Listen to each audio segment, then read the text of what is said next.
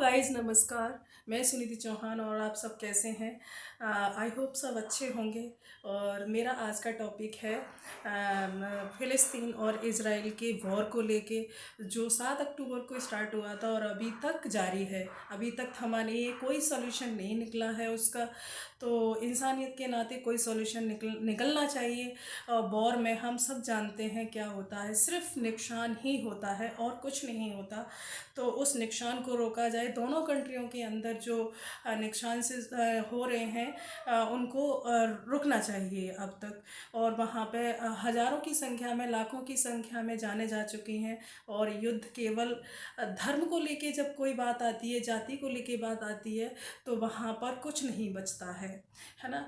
तो सबसे पहले हमें अपने आप को इंसान बना के रखना चाहिए कि हम पहले इंसान हैं, इंसानियत है। तो उसको लेके बात करते हैं। वहाँ अलास्का मस्जिद थी, वहाँ क्रिश्चियंस थे, क्रिश्चियंस का भी एक क्या क्या धर्म स्थल था वहाँ पर। और आपका पारसीस का भी था जेरूसलम, उसको लेके था। सारी चीज़ें थी, लेकिन वो फिर उसके बाद उन्होंने अटैक किया। और अटैक नहीं किया, उन्होंने अपनी ज़मीनें बेची फ़लस्तीनियों ने उनको, यहूदियों को। और उन्होंने अपना गाजी पट्टी आप जानते हैं, बहुत बड़ा केंद्र बना हुआ है वहाँ पे। तो इज़राइल ने वहाँ पूरा सब कुछ बंद कर रखा है। वहाँ पे कोई प्रिविलेज नहीं है, कोई भी जीने का साधन नहीं है, इलेक्ट्रिसिटी कट चुकी है। और पानी, यहाँ तक कि पानी भी पीने के लिए नहीं है। उसने 24 घंटे वॉर्न किए हैं कि वहाँ से आप चले जाइए, आप खाली कर दीजिए गाजी पट्टी को, है ना। और हमास है, हमास देखो, सब कुछ ठीक चल रहा था, पीस थी वहाँ पे, अमन था, सब अच्छी सी लाइफ जी रहे थे। तो ये सब हमास को वहाँ पे अटैक नहीं करना चाहिए था। सब कुछ हो चुका है पहले ही। तो अगर आप रिलीजन पे बात लेके आओगे, आप जाति पे बात लेके आओगे, तो ऑब्वियसली युद्ध होगा। और युद्ध में आप देख सकते हैं क्या हालत हो रखी है वहाँ पे।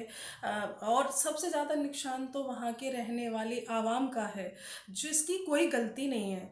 और कोई गलती नहीं है। और सबसे ज़्यादा सफ़र वही लोग कर रहे हैं, अपने बनाए हुए घर छोड़ने पड़े उनको, उनके लोग मारे गए हैं, किसी की परिवार पूरा पूरा ख़त्म हो चुका है। तो आप बताइए ज़िंदगी किस जगह जा रही है? सॉरी। तो इस तरीके से हमें इंसानियत के साथ रहना चाहिए। खुद से अगर कोई प्रॉब्लम ना हो तो अशांति क्यों फैलानी चाहिए। और हमास की अगर देखा जाए तो देखो, आईएसआई की तरह उसका भी एक रोल है। और वो इस तरीके से उसने इसराइल पर अटैक किया। और हम सभी जानते हैं कि इसराइल एक डेवलप्ड कंट्री है, और उसके पास टेक्नोलॉजी है, उसके पास एटम बम है, उसके पास सब कुछ है। आज अगर देखा जाए तो दुनिया की one of the most countries में से है वो। और उसका कोई भी मुकाबला नहीं है किसी भी कंट्री का। वो बहुत ही सशक्त लोग हैं।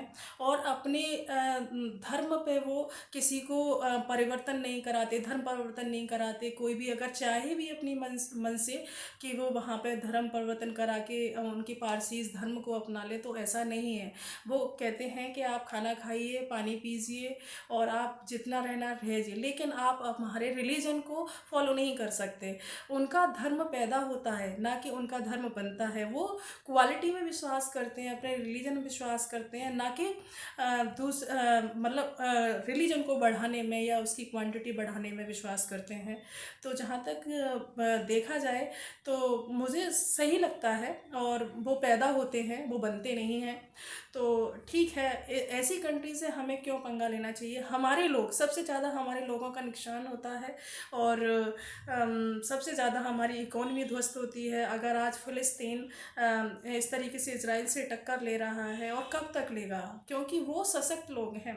तो इसलिए उसे अपनी आवाम को, उसे अपनी इकोनॉमी को अगर सेव करना है, तो उनको बंद कर देना चाहिए। और आप सरेंडर कर दो, कोई दिक्कत नहीं होती है, आप अपने लोगों को बचाइए।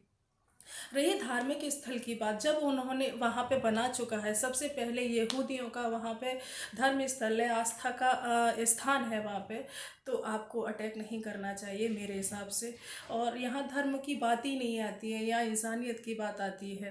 तो मुझे यकीन है कि आपको वीडियो पसंद आई होगी। और अगर आपकी कोई ओपिनियन है तो आप मुझे कमेंट सेक्शन में ज़रूर बता सकते हैं। और आपको वीडियो कैसी लगी, आप मेरी वीडियो को